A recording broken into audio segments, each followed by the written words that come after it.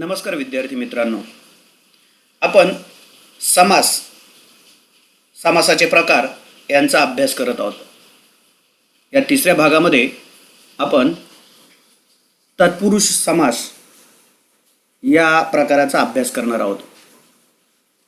ज्या समासातील दुसरे पद महत्त्वाचे असते व अर्थाच्या दृष्टीने गाळलेला शब्द किंवा विभक्ती प्रत्यय विग्रह करताना घालावा लागतो त्यास तत्पुरुष समास असे म्हणतात. मित्रांनो, एक गोष्ट लक्षात ठेवा, विग्रह करताना पहिल्या पदाला किंवा दुसऱ्या पदाला थेट विभक्ती प्रत्यय लागतो. तर कधी कधी एखाद्या विभक्ती प्रत्ययाचे काम शब्दयोगी अव्ययही करतो किंवा दोन पदांच्या मध्ये एखादा गाळलेला शब्दही टाकावा लागतो. सामासिक शब्दात दोन पदं असतात, पहिलं पद आणि दुसरं पद. या दोन पदांचा मिळून तो सामासिक शब्द तयार होत असतो. तत्पुरुष समासामध्ये दुसरं पद महत्त्वाचं असतं हे आपल्याला समजलंय, पण विग्रह करताना पहिल्या पदाला विभक्तीचा प्रत्यय लागू शकतो किंवा दुसऱ्या पदाला सुद्धा विभक्तीचा प्रत्यय लागू शकतो. केव्हा केव्हा विभक्ती प्रत्यय लागत नसतो, मात्र विभक्ती प्रत्ययाचंच काम करण्यासाठी एखादं शब्दयोगी अव्ययही वापरलं जातं किंवा गाळलेला शब्द देखील एखादा टाकावा लागतो. मित्रांनो, इथे मी एक चार्ट आपल्याला दिलेला आहे, त्यावरनं तुमच्या लक्षात येईल. बघा, सामासिक शब्द, विग्रह, गाळलेला शब्द किंवा विभक्ती प्रत्यय कोणता आहे तो आपल्याला कळेल. सामासिक शब्द आहे तोंडपाठ, तोंडाने पाठ असा त्याचा विग्रह होतो. इथे ने हा विभक्ती प्रत्यय लागलाय, तोंड या पहिल्या पदाला तो लागलेला आहे. दुसरा शब्द आहे कंबरपट्टा, विग्रह होतो कमरेसाठी पट्टा. कंबर आणि पट्टा ही दोन पदं आहेत आणि या दोन पदांच्या मध्ये एक शब्द आपण घेतला, खरं तर तो पहिल्या पदाला जोडलेला आहे कारण तो शब्दयोगी अव्यय आहे.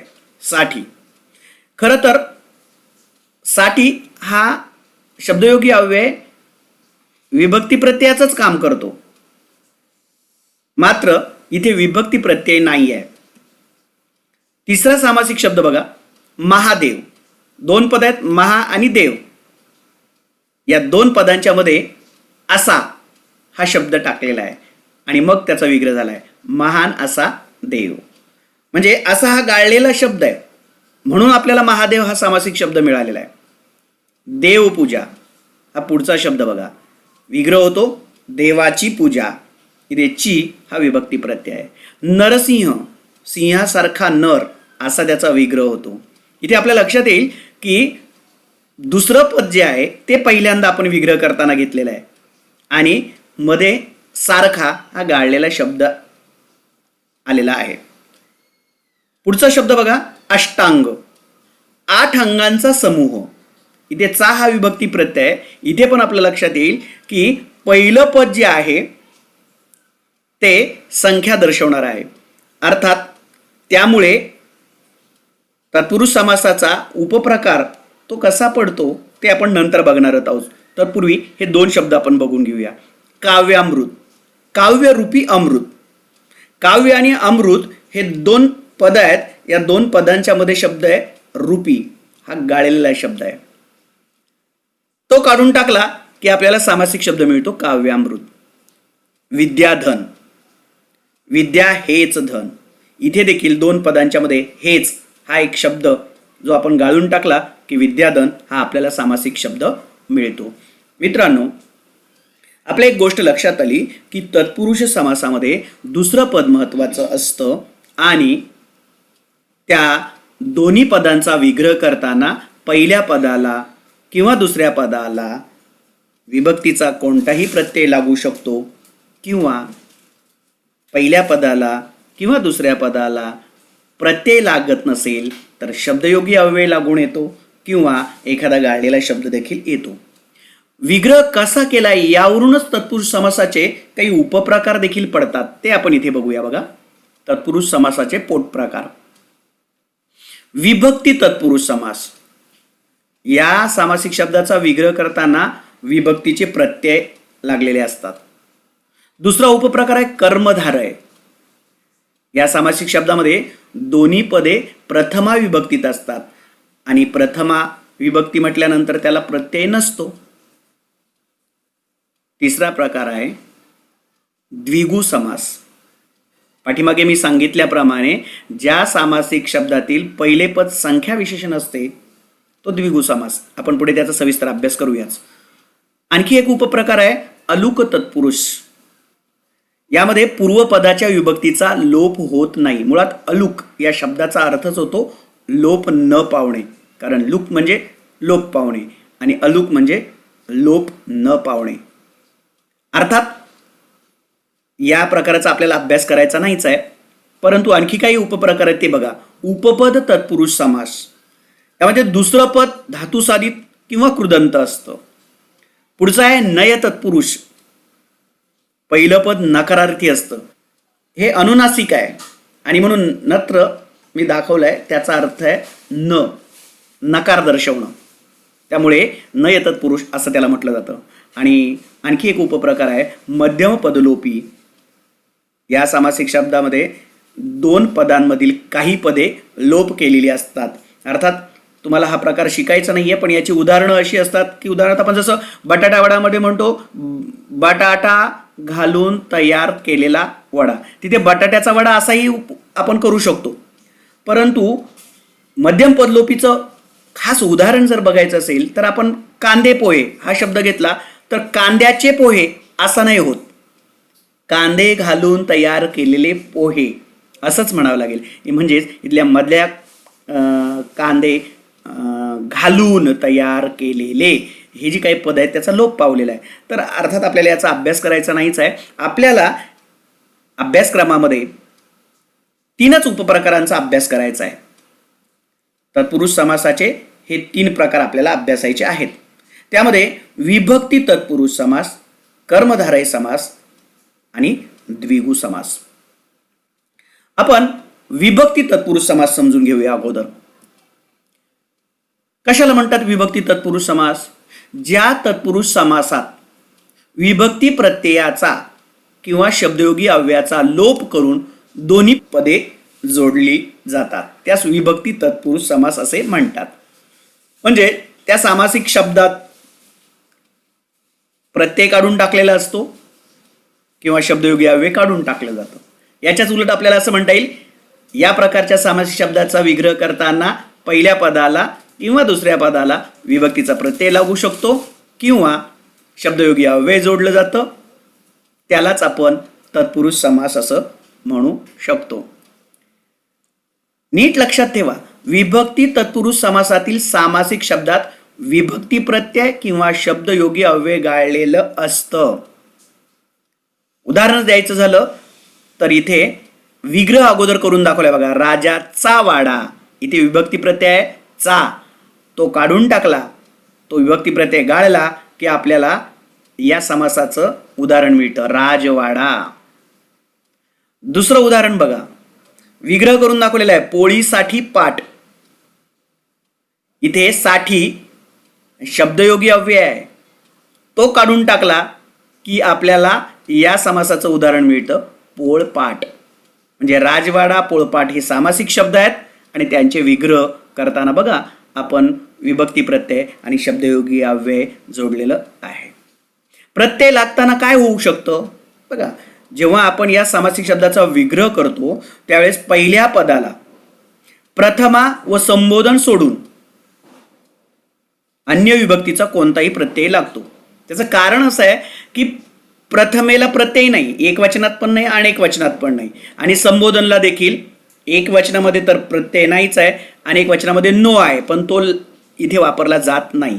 म्हणजे विभक्तीचे द्वितीया, तृतीया, चतुर्थी, पंचमी, षष्टी, सप्तमी या 6 विभक्तींचेच प्रत्यय लागू शकतात. अर्थात हे आपण विभक्ती प्रत्यय शिकलेलोच आहोत. म्हणजे द्वितीयेचे जर आपण पाहिले तर सलाते सलानाते, तृतीयेचे नेई शी नेशी, चतुर्थीचे सलाते सलानाते, पंचमीचे ऊण हुण, षष्टीचे चाची चे चेचाची, सप्तमीचे तइया तइया हे विभक्ती प्रत्यय आहेत आणि यापैकी कोणताही प्रत्यय लागू शकतो. शब्दयोगी अव्यय लागताना काय होतं, ते शब्दयोगी अव्यय त्या प्रत्ययाच्या ऐवजी येतात. उदाहरणार्थ करिता, साठी, पासून, पेक्षा. करिता, साठी हे चतुर्थीच्या विभक्ती प्रत्ययाच्या ऐवजी येतात, तर पासून, पेक्षा हे शब्दयोगी अव्यय पंचमीच्या विभक्ती प्रत्ययाचं काम करण्यासाठी येत असतात. मित्रांनो, या समासाचा विग्रह करताना एका पदाचा दुसऱ्या पदाशी असलेला संबंध ज्या विभक्ती प्रत्ययाने दाखवला जातो त्याच विभक्तीचे नाव त्या समासाला दिले जाते. आणखी एक महत्त्वाची गोष्ट लक्षात ठेवा की यातलं पहिलं पद हे एकतर नाम असतं किंवा विशेषण असतं. आपण बघूया उदाहरणाच्या माध्यमातून. सामासिक शब्द, विग्रह आणि समास, जे समासाचे म्हणजे विभक्ती तत्पुरुष समासाचे जे काही आणखी उपप्रकार आपल्याला मांडता येतील ते. कोणता विभक्ती प्रत्यय लागलाय त्यावरनं बघूया. दुःख प्राप्त, विग्रह झाला दुःखाला प्राप्त. प्रत्यय कोणता लागला? ला. ला प्रत्यय कोणत्या विभक्तीचा आहे? द्वितीयेचा आहे, म्हणून याला द्वितीय तत्पुरुष समास असं म्हटलं जाऊ शकतं. पुढचा शब्द बघा, तोंडपाठ. विग्रह झाला तोंडाने पाठ. विभक्तीचा प्रत्यय कोणता लागला? ने. ने हा प्रत्यय कोणाचा आहे? तृतीयेचा आहे, आणि म्हणून याला तृतीय तत्पुरुष समास असं म्हटलं जाऊ शकतं. क्रीडांगण, क्रीडेसाठी अंगण. खरं तर साठी हा शब्दयोगी अव्यय आहे, पण इथे चतुर्थीच्या काम करण्यासाठी आलेला आहे. तो चतुर्थीच्या विभक्तीचं काम करण्यासाठी आलेला आहे, आणि म्हणून त्याला आपण चतुर्थी तत्पुरुष समास असं म्हणू शकतो. चोर भय, चोरापासून भय. इथे पासून हा शब्दयोगी अव्यय आहे, परंतु इथे पंचमीच्या विभक्तीचं काम करण्यासाठी तो आलेला आहे. कारण पंचमीचे आपल्याला माहिती आहे ऊण, हुण, आणि पासून ऊण असा त्याच्यामध्ये आहेच आहे. राजपुत्र, याचा विग्रह होतो राजाचा पुत्र. याच्यात विभक्तीचा प्रत्यय कोणता आलाय? चा, आणि चा हा विभक्तीचा प्रत्यय षष्ठीचा आहे, म्हणून षष्ठी तत्पुरुष समासाचं ते उदाहरण म्हणता येईल. पान कोंबडा, पाण्यातील कोंबडा. इथे तील हा विभक्ती प्रत्यय सप्तमीचा आलेला आहे, त्यामुळे याला सप्तमी तत्पुरुष असंही म्हटलं जाऊ शकतं. म्हणजे एकंदरीत आपल्या लक्षात येईल की विभक्ती तत्पुरुष समास यामध्ये विभक्तीचा प्रत्यय लागतो, मग तो पहिल्या पदालाही लागू शकतो किंवा दुसऱ्या पदालाही लागू शकतो, किंवा विभक्ती प्रत्ययाचंच काम करण्यासाठी एखादं शब्दयोगी अव्यय देखील येऊ शकतं.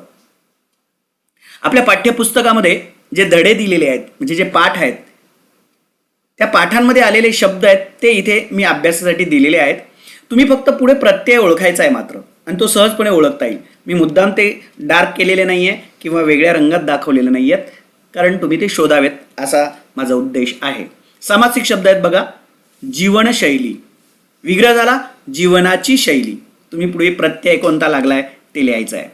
सूर्यास्त, विग्रह होतो सूर्याचा अस्त. तुम्ही कोणता प्रत्यय लागलेला आहे ते पुढे नोंदवायचं आहे. शब्दकोश, शब्दांचा कोश असा त्याचा विग्रह झालेला आहे.